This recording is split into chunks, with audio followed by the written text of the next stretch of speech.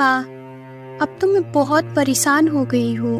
राजा को अपनी निशानेबाजी पर इतना ही घमंड है कि अपने शौक के लिए अक्सर मासूम पक्षियों की जान ले लिया करते हैं। वो मानते हैं कि दुनिया में उससे ऐसा तीरंदाज और कोई नहीं है। और तो और माँ, वो अपना तारीफ खुद ही अपना मुंह से करना पसंद करते हैं। अपने इस शौक की वजह से वो राजपाट के कार्यों को भी ठीक से नहीं देखते। सारा राजपाट मंत्रियों और वाजिर के सहारे ही चल रहा है। अब तुम ही बताओ माँ, मैं क्या करूँ?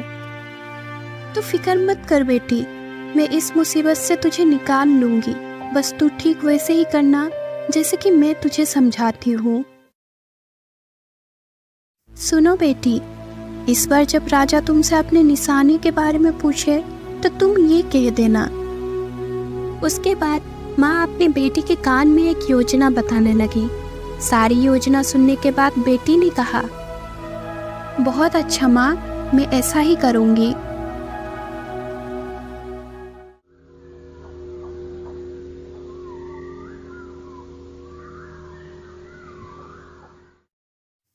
अगले शाम को जब राजा ने अपने तीरंदाजी के बारे में रानी से पूछा, कहो सुंदरी, हम जैसा निशानेबाज है क्या इस पूरी दुनिया में?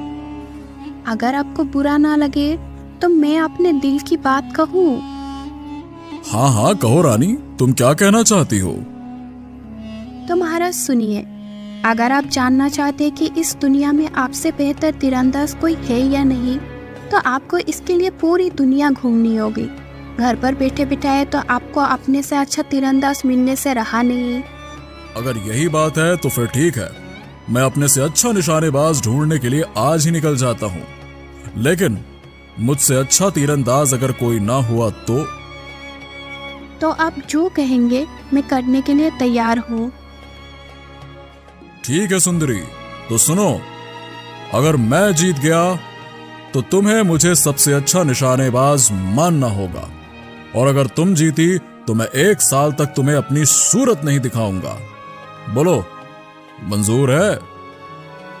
मुझे मंजूर है।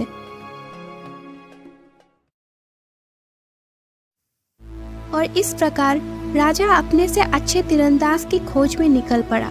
वो 1 सप्ताह तक यूं ही भटकता रहा। आखिर एक दिन उसे एक आदमी दिखाई दिया जिसके हाथ में धनुष बाण था। उसे देखते ही राजा ने सोचा, अरे वो कौन खड़ा है? उसके हाथ में धनुष बाण भी है। चलो, इतने दिनों बाद कोई दिखा तो सही, चलकर उसी से पूछता हूं।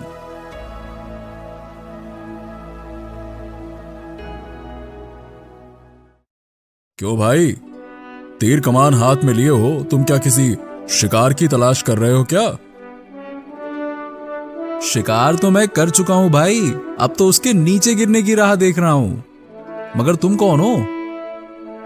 मैं बुद्धराज हूं और अपने से बड़े किसी निशानेबाज की तलाश में निकला हूं। लेकिन तुमने नहीं बताया कि तुम हो कौन और शिकार के गिरने से तुम्हारा क्या मतलब है? सुनो मित्र, मेरा नाम धनुषराज है। शिकार गिरने में तो अभी काफी समय पड़ा है। तब तक तुम मुझे ये बता डालो कि निशानेबाजी में तुमने क्या क्या तीर मारा है, जो तुम अपने से किसी बड़े निशानेबाज की तलाश में इस तरह से जंगल जंगल घूम रहे हो हैं? राजा पुत्रराज ने अपने तीरंदाजी के गुण उसे बताए और फिर गर्व से बोला, हाँ, तो अब तुम बताओ, मेरे जैसा तीरंदाज है कहीं पर?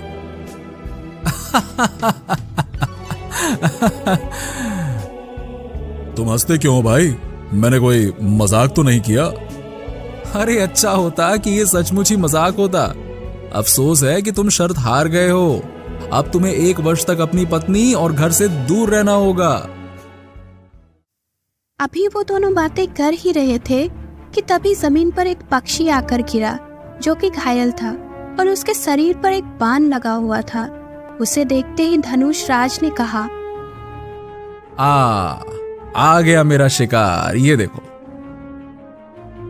राजा पुत्रराज ये सब देखकर बहुत ही हैरान था। वो मन ही मन सोचने लगा, ये मैं क्या देख रहा हूं? ना तो इसने मेरे सामने शिकार किया और ना ही कोई तीर चलाया। फिर तीर से घायल ये पक्षी यहां पर कैसे आकर गिर पड़ा? ये सब क्या करिश्मा है भाई? मेरी तो कुछ भी समझ में नहीं आ रहा है। कैसे हुआ ये? मेरा नाम धनुषराज यूं ही नहीं है, जानते हो? इस पक्षी को मैंने 30,000 फुट की ऊंचाई पर यहां से 1 मील दूर से तीर मारा था। मुझे इसके गिरने के स्थान का पूरा अनुमान था, जो कि बिल्कुल सही निकला। अगर तुम्हें मेरी बात का यकीन ना हो तो पक्षी पर लगे हुए तीर से मेरे तरकश में रखे हुए तीर को मिलाकर देख लो, तुम्हें यकीन हो जाएगा। राजा ने पक्षी पर लगा हुआ तीर निकाला और फिर धनुष राज के तरकश का एक तीर लिया और दोनों को मिलाकर देखा। दोनों तीर तो एक से ही हैं। इसका मतलब कि मैं शर्त हार गया और शर्त के मुताबिक अब मुझे 1 वर्ष तक अपनी पत्नी को अपना मुंह नहीं दिखाना है। फिर क्यों ना मैं धनुष राज के साथ ही रहूं। इसके साथ रहकर मैं धनुर्विद्या में और भी माहिर हो जाऊंगा।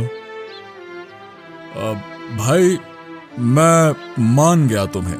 तुम सचमुच में ही मुझसे 1000 गुना अच्छे तीरंदाज हो। मैं चाहता हूं कि तुम मुझे अपना शिष्य बना लो और इस प्रकार मैं 1 वर्ष तक तुम्हारे साथ ही रहूंगा। वाह, मुझे भी तुम जैसे किसी व्यक्ति की तलाश थी। शिष्य तो नहीं, बल्कि मैं तुम्हें अपना मित्र बनाकर अपने साथ रख सकता हूं। मुझे मंजूर है। तो फिर चलो, मैं तो दुनिया देखने के लिए निकला ही था। अब तुम्हारा साथ पाकर समय आसानी से गुजर जाएगा।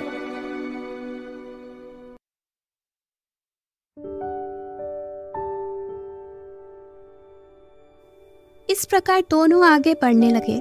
नदी, नाला और शहर घूमते घूमते वो एक पर्वतीय इलाके में जा पहुंचे। वहां पर उन्होंने देखा कि एक पहाड़ पर खड़ा हुआ आदमी जोर जोर से ठहाके लगाकर हंस रहा था।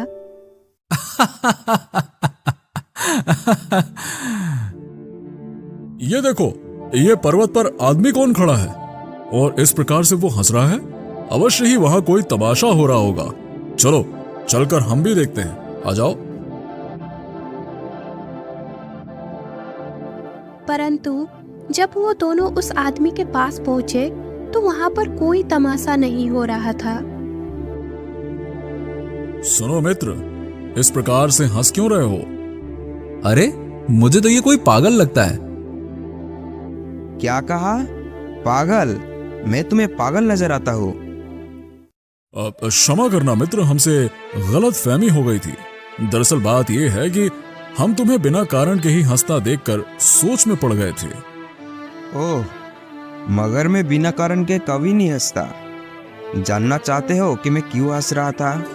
तो सुनो, मेरा नाम गिदरास है और मैं 40,000 मील दूर तक देख सकता हूँ। यहाँ से 15,000 मील दूर एक बाजीगर तमाशा दिखा रहा था।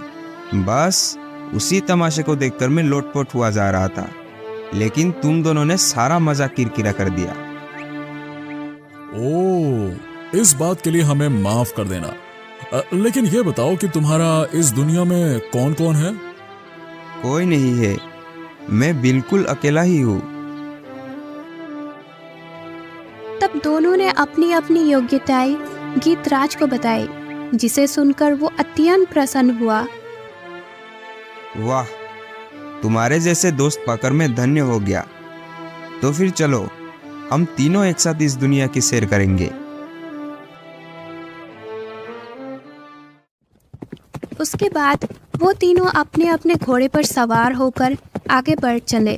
तीनों मित्र देश विदेश की यात्रा करते हुए आगे बढ़ते जा रहे थे और एक दिन वो एक भयानक जंगल में पहुंचे, जहां पर राजा की दृष्टि एक आदमी पर पड़ी। उसे देखकर राजा सोचने लगा, इस भयानक जंगल में ये अकेला आदमी यहाँ पर क्या कर रहा है?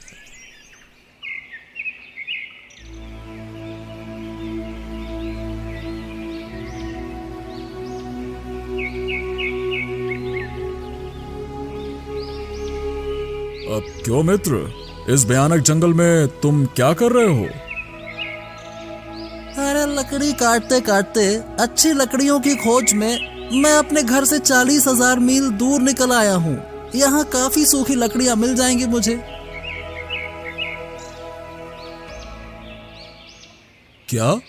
सिर्फ लकड़ियां काटने के लिए 40,000 मील दूर निकल आए? हाँ, मगर ये सच है कि मेरा घर उत्तर दिशा में यहाँ से 40,000 मील दूर है।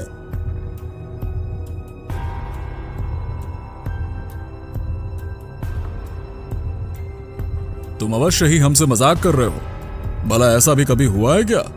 और फिर तुम्हारे पास तो कोई घोड़ा वगैरह भी दिखाई नहीं पड़ता। मुझे घोड़े की क्या ही जरूरत है। मैं तो घोड़े से भी 100 गुना तेजी के साथ दौड़ सकता हूँ। 1000 मील में 1 ही मिनट में तय कर लेता हूँ। मेरा नाम धृतराज है। तुम कितना सच बोल रहे हो ये अभी पता चल जाएगा। दोस्त गिद्धराज, जरा देख कर बताओ कि धृतराज सच बोल रहा है या फिर नहीं। अभी देखता हूँ। उत्तर दिशा की ओर 40,000 मील दूर एक नीम का पेड़ है। उस पेड़ की छाया में सिर्फ एक ही